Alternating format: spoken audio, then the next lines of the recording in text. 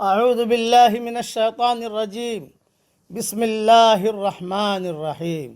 سورہ نور کی چند آیت پڑھ رہا ہوں، آیت نمبر 19، آیت نمبر 20، آیت نمبر 21۔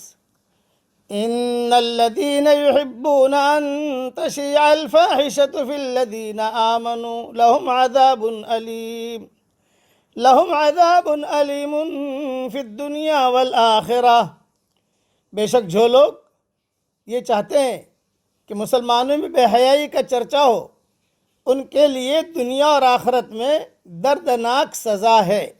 واللہ یعلم وانتم لا تعلمون، اور اللہ جانتا ہے اور تم نہیں جانتے۔ ولولا فضل اللہ علیکم ورحمتہ وان اللہ رؤوف الرحیم، اور اگر تم پر اللہ کا فضل اور اس کی رحمت نہ ہوتی، اور یہ کہ اللہ تعالیٰ نرمی کرنے والا اور رحمت کرنے والا ہے۔ یا ایہا الذین آمنوا لا تتبعوا خطوات الشیطان، اے ایمان والو تم شیطان کے قدموں پر نہ چلو۔ ومن یتبع خطوات الشیطان فإنہ یأمر بالفحشاء والمنکر، اور جو شخص شیطان کے قدموں پر چلے گا تو وہ اس کو بے حیائی اور بدی ہی کے کام کرنے کو کہے گا، گناہ کی طرف ہی لے جائے گا اس کو۔ وَلَوْلَا فَضْلُ اللَّهِ عَلَيْكُمْ وَرَحْمَتُهُ مَا زَكَىٰ مِنْكُمْ مِنْ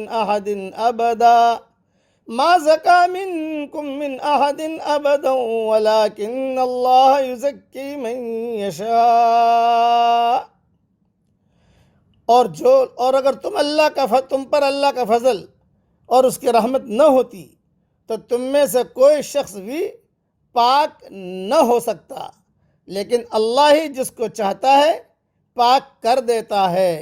واللہ سمیع علیم، اور اللہ سننے والا اور جاننے والا ہے۔ تشریح سن لیجئے مختصر۔ دوسروں کے خلاف طوفان اٹھانا، یہ عفق عائشہ رضی اللہ تعالیٰ عنہ کو جو تہمت لگی تھی، اس سلسلے کی آخری آیتیں ہیں۔ وہ قصہ میں نے چھوڑ دیا اور معروف ہے، بخاری وغیرہ میں سب جگہ قصہ ہے۔ دوسروں کے خلاف طوفان اٹھانا ایک ایسا عمل ہے جو تواضع کے خلاف ہے۔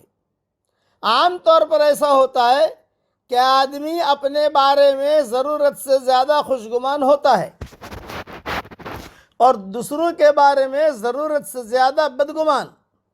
یہ دونوں ہی باتیں ایسی ہیں جو ایمان کے ساتھ مطابقت نہیں رکھتی۔ اگر آدمی کے اندر ایمانی تواضع پیدا ہو جائے تو اپنے احتساب میں اتنا زیادہ مشغول ہوگا کہ اس کو فرصت ہی نہ ہوگی کہ وہ دوسرے کے احتساب کا جھوٹا جھنڈا اٹھائے۔ بڑی زبردست ڈرانے والی آیت ہے۔ آج کل واٹس ایپ کے اوپر جو آیا جو چلا فارورڈ کر دیا، یہ بھی اس میں آتا ہے۔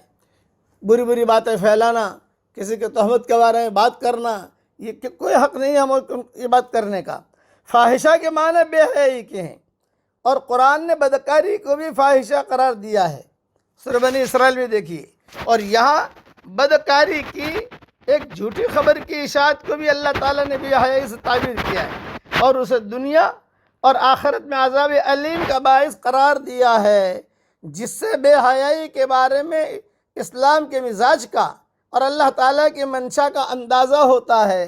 محض بے حیائی کی ایک جھوٹی خبر کی اشاعت عند اللہ اتنا بڑا جرم ہے، تو جو لوگ رات دن ایک مسلمان معاشرے میں اخبارات، ریڈیو، ٹی وی اور فلموں، ڈراموں کے ذریعے سے بے حیائی پھیلا رہے ہیں اور گھر گھر اسے پہنچا رہے ہیں، تو اللہ کے یہاں یہ لوگ کتنے بڑے مجرم ہوں گے، اور ان اداروں میں کام کرنے والے ملازمین کیوں کر اشاعت فاحشہ کے جرم سے بری ذمہ قرار پائیں گے۔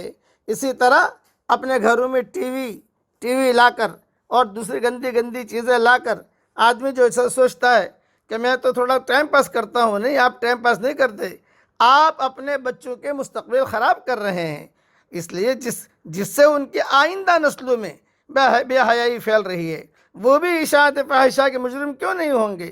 اور یہی معاملہ فواحش اور منکرات سے بھرپور روزنامہ اخبارات کا ہے کہ ان کا بھی گھروں کے اندر آنا اشاعت فاحشہ ہی کا سبب ہے، یہ بھی عند اللہ جرم ہو سکتا ہے۔ کاش ہم اپنی ذمہ داریوں کا احساس کریں اور اس بے حیائی کے طوفان کو روکنے کے لیے اپنی طاقت اور ہم کوشش کریں۔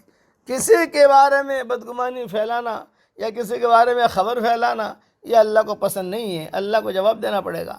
آج کل تو واٹس ایپ کی دنیا ہے، بھی اچھی باتیں بھی اس کی جو ہمارے علماء میں معتبر علماء ہیں اور اچھی باتیں بتاتے ہیں، ہم بھی سنتے ہیں ان کی باتیں اور ہمیں پسند بھی آتا ہے ماشاءاللہ، لیکن خواہ مخواہ جو ہاتھ لگ گیا آگے بڑھا دیا، جو ہاتھ لگ گیا آگے بڑھا دیا، ایسا نہیں۔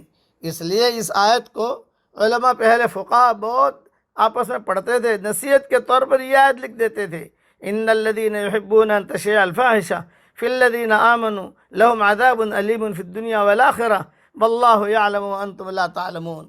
اللہ تعالیٰ ان قرآن نصیحتوں پر ہمیں عمل کرنے کی توفیق عطا فرمائے، آمین۔ وآخر دعوانا ان الحمد للہ رب العالمین۔